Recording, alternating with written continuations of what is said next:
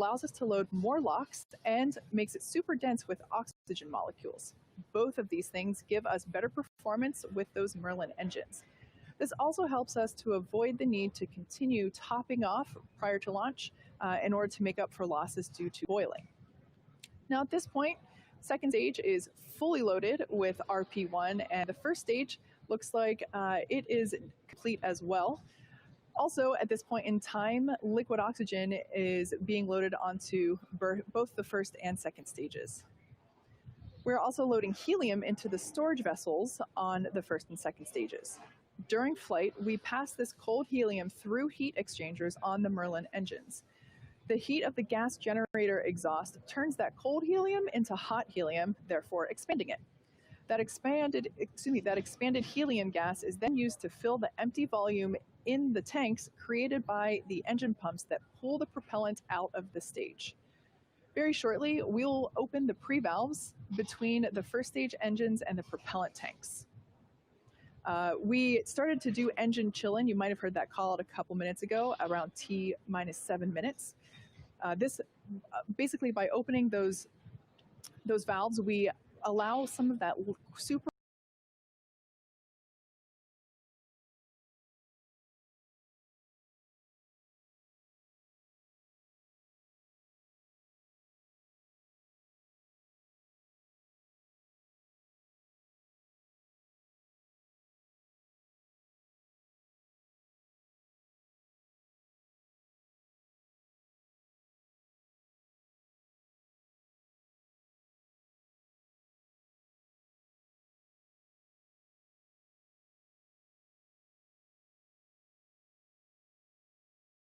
we have to call a hold on today's launch. We have a backup opportunity tomorrow with a liftoff time scheduled for about the same time.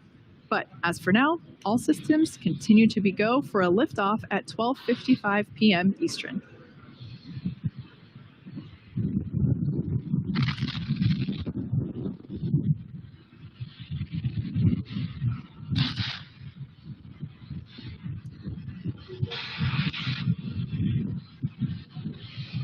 So first stage fuel loading completed on time around T-6 minutes. And we're currently waiting for that first stage LOX load to complete. We should be hearing the call out for that any moment. And second stage liquid oxygen loading will complete around T-2 minutes. Just a minute before liftoff, you'll hear the announcement that Falcon 9 is in startup. This announcement means that the rocket's own internal computers are now controlling the launch countdown on Falcon 9. Once the engines are confirmed to be at full power, the flight computer on the second stage will then command the ground hold downs to release the rocket right at T0. Our satellite team continues to monitor the health and status of that SXM-7 satellite located there in the fairing that you see on your screen. Currently, all systems are go on the satellite.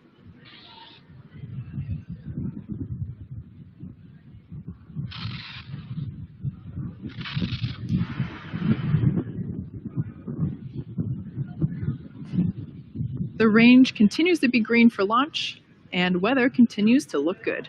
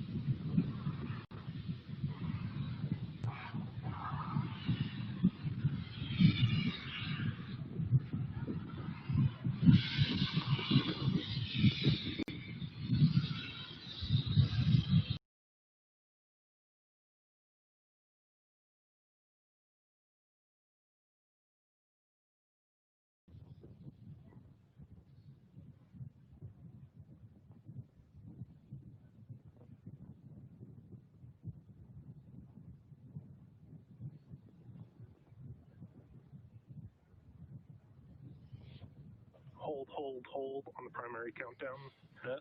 Launch port showing.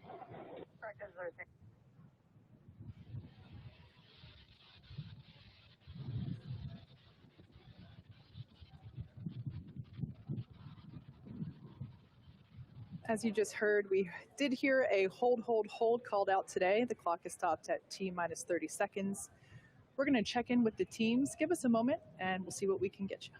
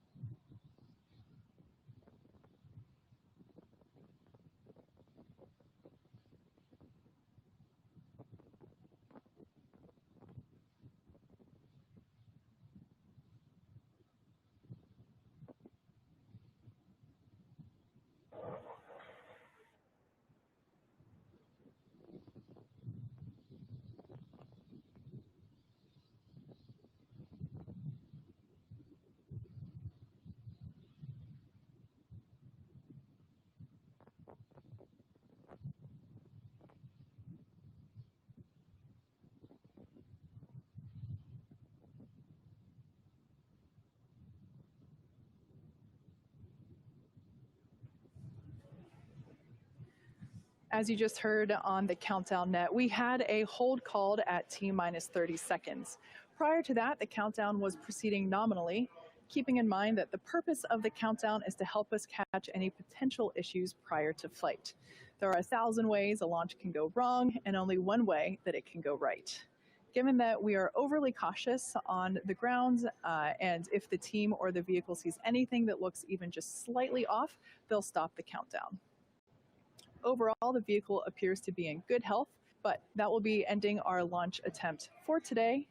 Keep an eye out on our social media accounts for the announcement of our next launch opportunity. Until then, thanks for joining us, and we'll see you next time.